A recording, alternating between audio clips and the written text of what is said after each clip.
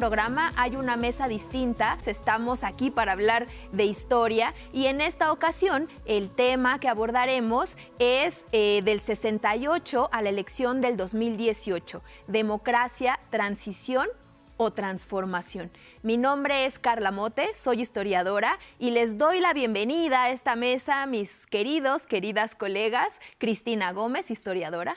Buenas noches. Sara Hidalgo, historiadora. Buenas noches. Y Lorenzo Meyer, historiador. Buenas noches. Y pues bien, para comenzar, vamos a observar una breve cápsula del historiador Arturo Campos. Adelante. Del 68 a la elección de López Obrador en 2018. Democracia, transición o transformación. El movimiento estudiantil de 1968 fue parte de una larga lucha por la democracia y la justicia, la cual ha sido permanente en la historia del pueblo mexicano. Desde finales de la década de 1950 ocurrieron movilizaciones que buscaban el cumplimiento de demandas populares revolucionarias que habían sido abandonadas por el gobierno del PRI. Los estudiantes fueron una vanguardia que en 1968 provocó que una parte de la sociedad se uniera al clamor contra el autoritarismo. El debate político detonado por los estudiantes y trabajadores cuestionó públicamente al PRI y al presidente Díaz Ordaz, en un contexto en el que también alzaron la voz los movimientos campesinos y guerrilleros en la Ciudad de México, Jalisco, Chihuahua, Michoacán, Guerrero y Morelos. Las décadas de 1960 y 1970 vieron crecer la demanda por la democracia y por los espacios para la participación política y la organización colectiva de grupos que no militaban dentro de los estrechos márgenes del partido oficial. Pero reiteradamente a estos movimientos reivindicativos, el gobierno respondió con violencia y autoritarismo. En 1977 se anunció una reforma electoral que, en el papel, invitaba a participar a todos esos sectores por medio de los partidos políticos. El pluralismo se asomaba como una posibilidad latente, pero aún con las modificaciones, los espacios para los grupos de oposición llegaban a cuentagotas. Las elecciones presidenciales de 1988 y la caída del sistema, con Cuauhtémoc Cárdenas como candidato, fueron un parteaguas. A partir de ese año, la oposición de izquierda se fortaleció y una parte optó por el cauce institucional. Pero la sombra del fraude electoral en favor de Carlos Salinas de Gortari terminó eclipsando los procesos democráticos que parecían estarse consolidando desde 1977. Para presuntamente avanzar por la vía institucional de la democracia, se creó el Instituto Federal Electoral, concebido como una institución autónoma y ciudadanizada, que, decían, iba a garantizar la legalidad de las elecciones. Bajo ese manto tecnócrata de la democracia, en el año 2000, el PAN llegó a la presidencia con Vicente Fox, pero su gobierno no presentó cambios estructurales significativos. En las elecciones del 2006, entre muchas irregularidades y un fraude electoral que llevó a Felipe Calderón a una presidencia que requería legitimidad, inició un periodo de aumento exponencial de la violencia, animada por la llamada guerra contra el narco. Andrés Manuel López Obrador, quien no llegó a la silla presidencial en ese momento, inició una larga travesía de movilización y resistencia civil pacífica para lograr la democracia. Para 2012, con el retorno del PRI a la presidencia, una gran parte de la población asumió que la alternancia entre dicho partido y el PAN no significaba un cambio de modelo económico ni político, sino su continuidad. En las elecciones presidenciales de 2018, López Obrador ganó con más de 30 millones de votos, una preferencia popular y legitimidad que no gozaron sus antecesores. Nuestra democracia tiene nuevos retos. Los ciudadanos a veces pasamos por alto que la democracia es acción y participación constantes. ¿Somos realmente conscientes de que la democracia es una práctica cotidiana con la que podemos tejer día con día nuestra historia nacional? Macio Sare.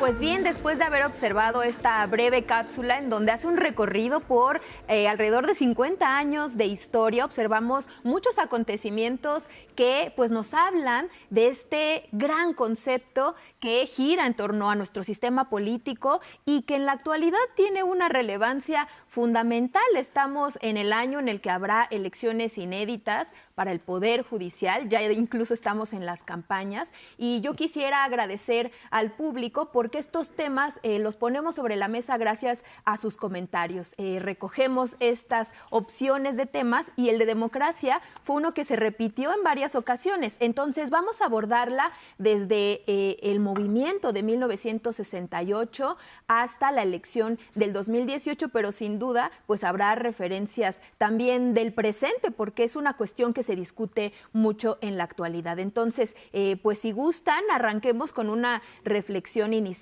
Cristina, adelante. Muy bien. Bueno, un comentario inicial es que es la primera vez que en Maciosare hablamos de la historia contemporánea.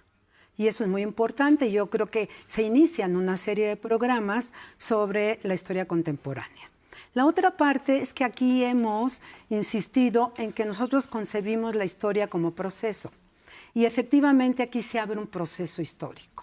Se abrió con el movimiento estudiantil de 1968, que a pesar de haber sido reprimido brutalmente, abrió un nuevo momento histórico en nuestro país, que fue la lucha por la democracia. 20 años después de ese movimiento, viene un movimiento importantísimo, que termina también en una derrota, el fraude electoral de 1988. Y 30 años después, ese proceso que se inició en el 68 ya da frutos, con la elección de ese año al frente del cual estaba Andrés Manuel López Obrador. Pero en todo este periodo sucedieron muchísimas cosas que yo voy a tratar de explicar, no en esta intervención porque no me da tiempo, pero sí en toda la intervención en el programa. Voy a iniciar con el movimiento de 68 de hace 57 años, porque ese movimiento fue el parteaguas en la lucha por la democracia, porque su pliego petitorio, sus demandas eran de carácter democrático. Voy a decir 3 nada más en esta intervención. La libertad de los presos políticos, sobre todo los dirigentes sindicales Valentín Campa y Demetrio Vallejo. 2, la desaparición del delito de disolución social, que era totalmente anticonstitucional y que desde luego estaba en el Código Penal. Y finalmente la desaparición del cuerpo represivo de la Ciudad de México, que era el Cuerpo de Granaderos. En la siguiente intervención seguiré con este proceso. Creo que lo que apunta Cristina es muy importante y a mí lo que me gustaría es decir por qué fue un parteaguas, ¿no? O recalcar en qué términos fue un parteaguas. Porque esta idea que tenemos de que de repente el 68 cuestionó al PRI como no se había cuestionado antes, es cierto, pero hasta cierto punto. O sea, nunca había habido un consenso total dentro del régimen y había habido, de hecho, bastante oposición. Pero la oposición se había, digamos, organizado sobre todo entre los que apoyaban a Cárdenas o buscaban reivindicar las promesas del cardenismo, que eran sobre todo promesas de redistribución de la riqueza. Y aquí estamos hablando de trabajadores y de campesinos, ¿no? Eran movimientos agrarios que dijeron, Cárdenas nos prometió no solo que nos iban a repartir tierra, sino que no iban a abandonar al campo, que con esa tierra iba a haber riego, infraestructura, que íbamos a contar. Y de repente pareció que con Alemán, que con Ávila Camacho y Alemán hubo un cambio de rumbo que privilegió la modernización, la industrialización sobre la redistribución a la ciudad sobre el campo, y había muchos movimientos, sobre todo agrarios, pero también sindicales, que estaban buscando reivindicar el legado cardenista, ¿no? Entonces, no es que hubiera un consenso total y no es que no hubiera oposición. Lo que cambia con el 68, y yo diría con los estudiantes, porque los estudiantes empezaron incluso a organizar estas demandas de las que ya habló Cristina antes del 68, es que estas demandas ya no son solo... ya no están apelando solamente al legado cardenista y a reivindicar el legado cardenista, sino que ya son de carácter político, ya están pidiendo democracia, participación del estudiantado en los órganos de gobierno, liberación de los presos políticos y libertad de expresión y de asociación, que es lo que el delito de disolución social estaba poniendo en riesgo. Entonces, cambia la naturaleza de las reivindicaciones. No es que no hubiera oposición, sino que esta ya se sale de esos cajones que se habían organizado después de Cárdenas. Bien,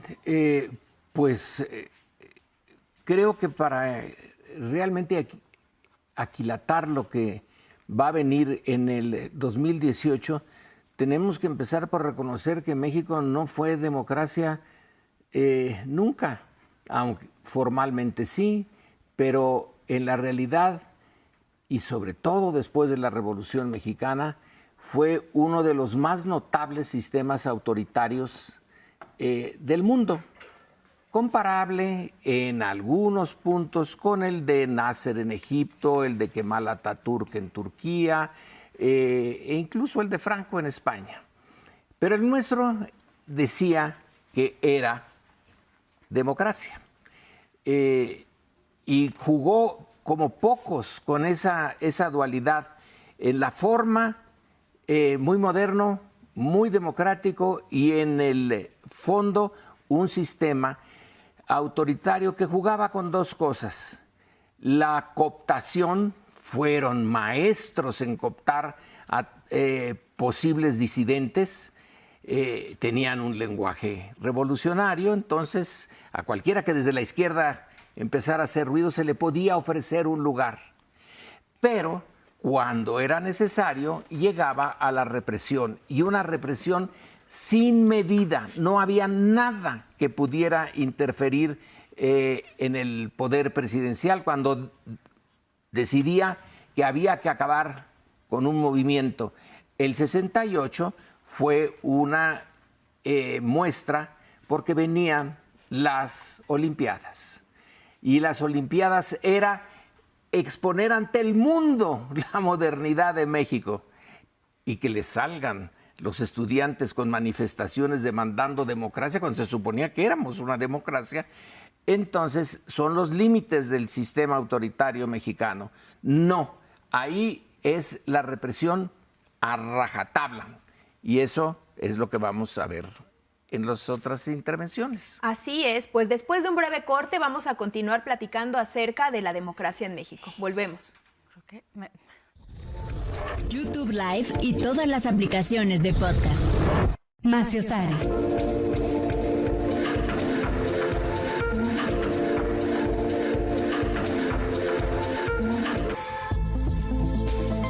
En el año 2000, el PRI perdió la presidencia de la República por primera vez cuando el PAN llegó a la presidencia con Vicente Fox. Maciosare.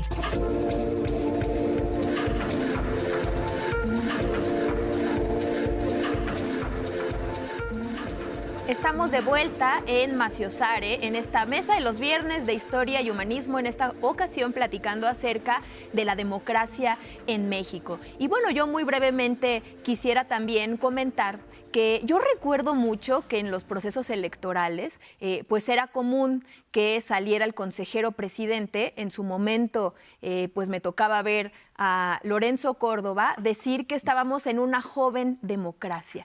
Y esta idea creo que fue muy común en cierto periodo, decir que la democracia es como un camino al que se anhela y se tiene que llegar, y que es cuestión de tiempo que se llegue a ese ideal, como si fueran etapas. Y bueno, cuando revisamos, como lo hacemos en esta ocasión, diferentes momentos en los que se discute el tema de la democracia, que vemos, digamos, hitos o momentos específicos en lo que esto es una exigencia social, pues nos damos cuenta que este desarrollo no ha sido lineal, que ha tenido muchos altibajos, y que además, yo lo diría nada más para fines explicativos, que podríamos decir que hay dos vías. Por una está la parte institucional de cómo se han reformado las leyes, se han creado instituciones y, digamos, los propios partidos políticos paulatinamente se van incorporando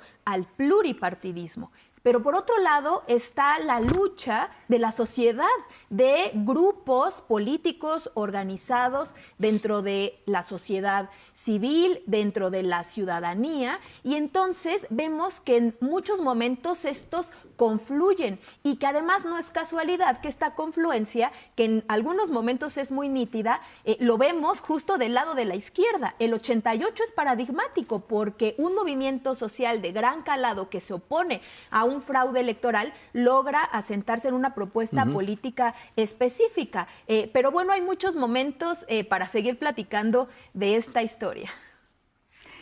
Yo creo que para entender cómo se abre este proceso que dura 50 años en nuestro país, donde conquistamos un aspecto fundamental de la democracia, que es la democracia electoral y otros derechos democráticos, hay que tomar en cuenta el contexto internacional más a grandes rasgos. Estamos en plena Guerra Fría, lo que significa es que hay dos bloques, el capitalismo dirigido por Estados Unidos y el socialismo por la Unión Soviética.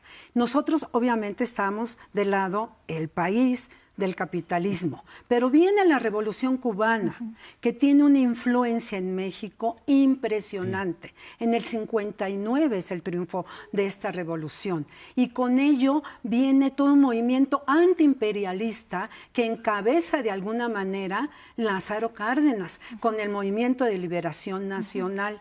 Y la izquierda no tiene registro electoral, ni tampoco tiene derechos políticos. No se podía marchar libremente en este país, se reprimía todo. Todo lo que consiguieron en la Constitución del 17, esa revolución social, la Convención de Aguascalientes del 14, que casi no mencionamos hace 8 días, no se llevaba a la práctica. Y lo importante y no había. La oposición no tenía derechos políticos, solamente los partidos que existían era el PRI, el PAN, el PPS, que era palero del PRI, aunque tenía un revestimiento ideológico del socialismo. Entonces, las fuerzas comunistas y socialistas eran las que hicieron toda esa oposición y toda esa lucha por conquistar esos derechos. Y de ahí la valentía de los estudiantes de no reivindicar su programa de reforma universitaria, sino de ser ese movimiento centrado, como decía su lema, libertades democráticas, conquistar la libertad de expresión que estaba conculcada.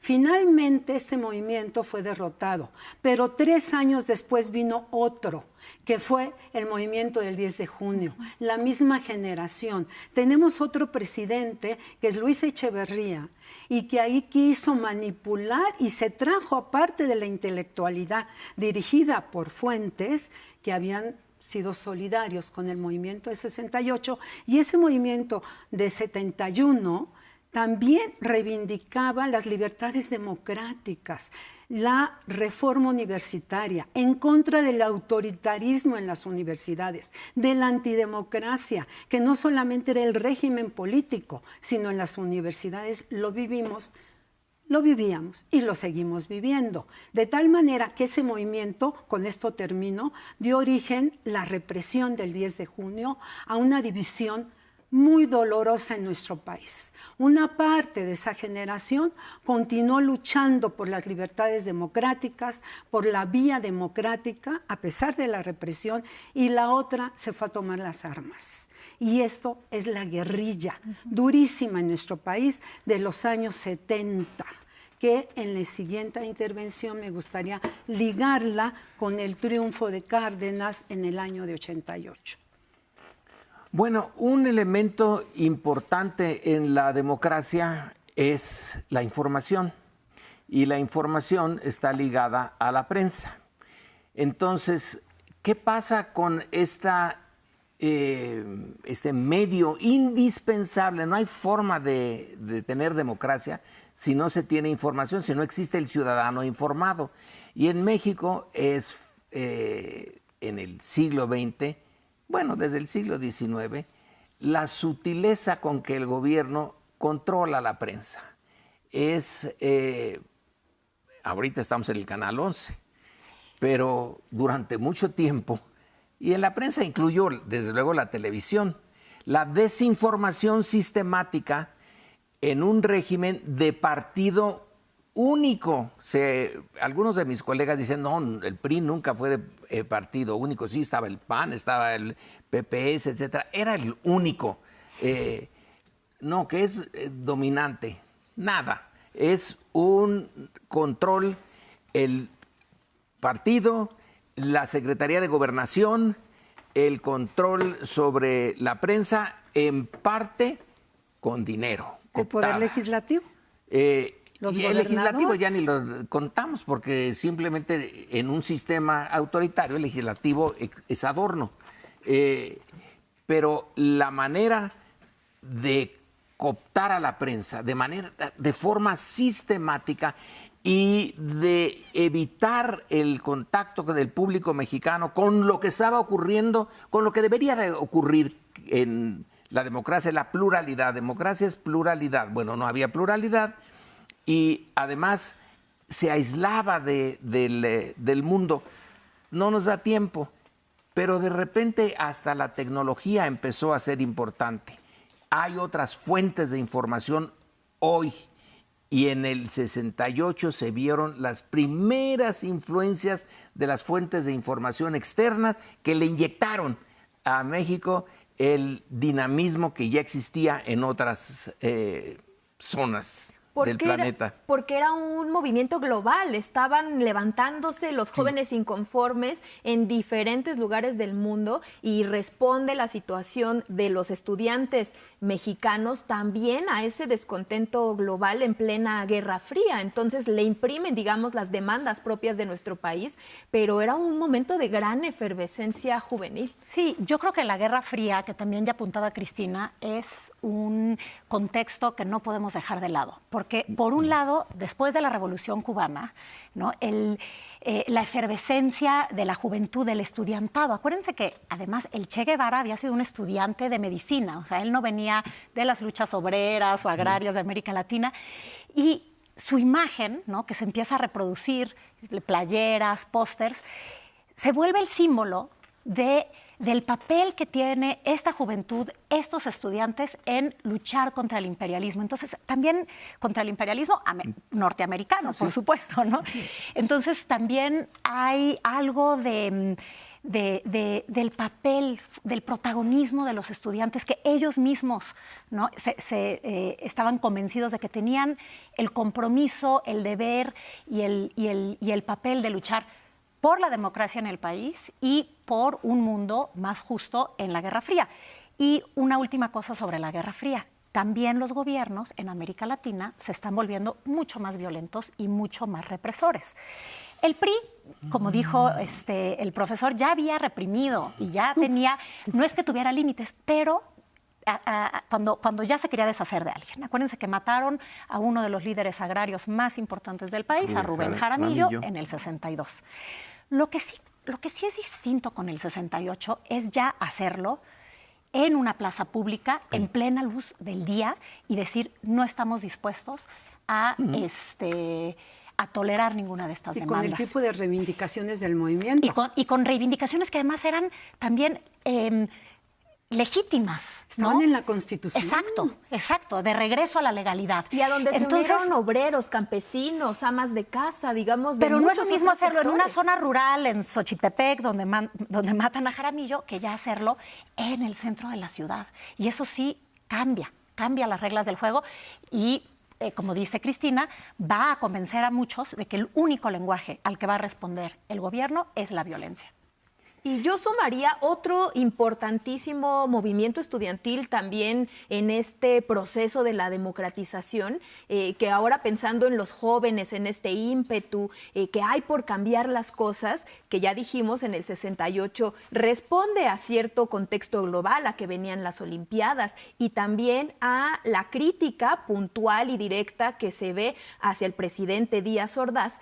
A diferencia de este momento, En el 86 se da este movimiento del CEU, que fue importantísimo porque elaboran efectivamente al interior de la universidad una crítica a los procesos internos que hay y lo empiezan a vislumbrar quizá de forma muy nítida para el momento hacia el neoliberalismo, que es hacia la privatización de la educación. Entonces, hay una organización que desde mi punto de vista es paradigmática porque logran crear un consejo que a la vez dialoga, que tiene pues este triunfo de echar atrás la propuesta de reformas del rector Jorge Carpizo y que además no es poca cosa que estos jóvenes que en ese momento se formaron políticamente dentro de la oposición interna en la universidad sean quienes paulatinamente se fueron incorporando a la lucha social de la izquierda y que bueno, hay varios y varias que están en las instituciones en la actualidad. Vamos a un breve corte y volvemos aquí en Maciosare. Búscalo en Apple Podcast, Spotify y todas las plataformas de podcast preferidas. Maciosare.